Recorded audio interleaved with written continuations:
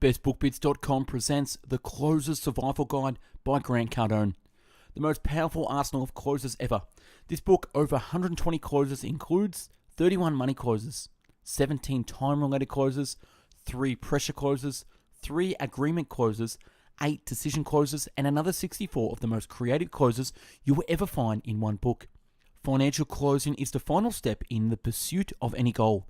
This thing called closing is not just something that salespeople do, but something that applies to every person.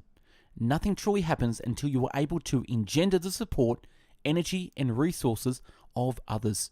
As harsh as it may seem, the close is what separates those who have from those who don't have.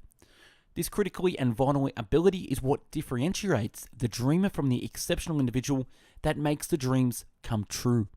The written summary can be found on our website, bestbookbits.com. So without further ado, I bring the book summary of The Closer's Survival Guide. This great book by Grant Cardone shows the importance of learning to close. As he puts it, the only real reason a person fails in life is their inability to close others on providing resources, energy, money, support, or whatever it is they need in order to achieve what it is they want. Below, I outline the main points that I took from the book. As with any summary, I believe it should be used as a refresher, as a list of guiding points that help remember the contents of the book. To fully understand and apply the following points, it is highly recommended to actually read the book. It does not replace the actual experience of reading the book, nor is it intended to. If there is no exchange and no action, there is no close, and then there is no real value exchanged. Number 1, commit until you get the close. If you stop working out before you get results, was there any real value in the time spent? Likewise, talking to a potential customer does not mean anything until you get to the close. See it through, be consistent in your efforts until you see results. And number 2, learning is key. You must put yourself in a position where you practice both proactive and reactive learning. Dedicate your time to becoming a master at what it is you do.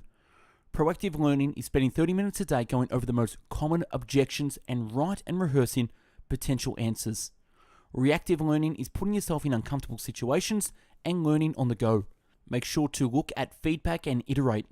And number 3, accept full responsibility. Until you take the responsibility for your life, you will not be successful. Once you accept full responsibility for where you are, you will see that you are able to take control of your life and consciously direct it to where you want to go. This applies to sales as well. It is your responsibility to close, to make a sale, whether it happens or not. That is because of you, and once you accept that, you will start doing whatever it takes. And number 4, practice your message and remain seated. Few people will trust a person that cannot communicate his message clearly and confidently. Record yourself, record your sales call, listen to them and make adjustments. Try to remain seated during negotiations and presentations, even if the opposing party stood up.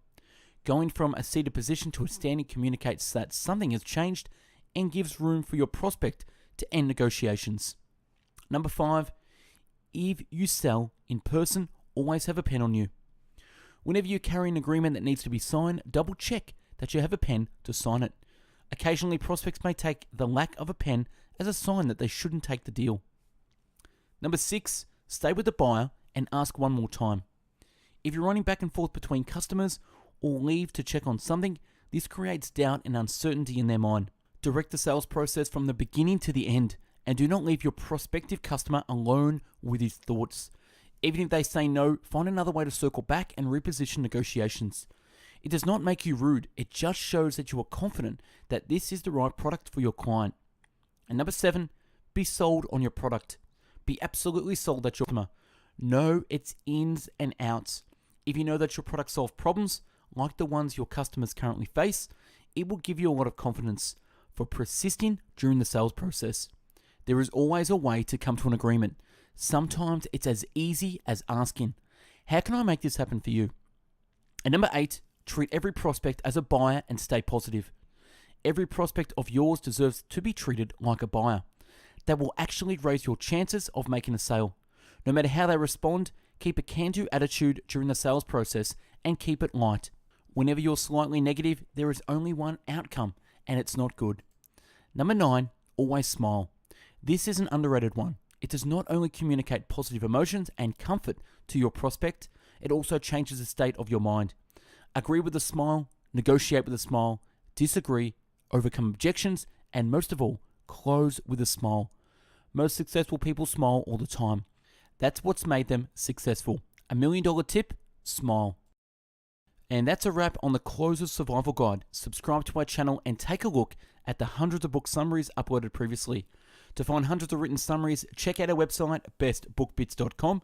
And for hundreds of audio podcast summaries, find us on mixcloud.com/bestbookbits.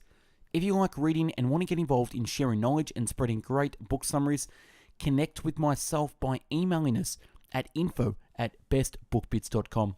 Thanks for watching and listening, and have yourself an amazing day. Take care.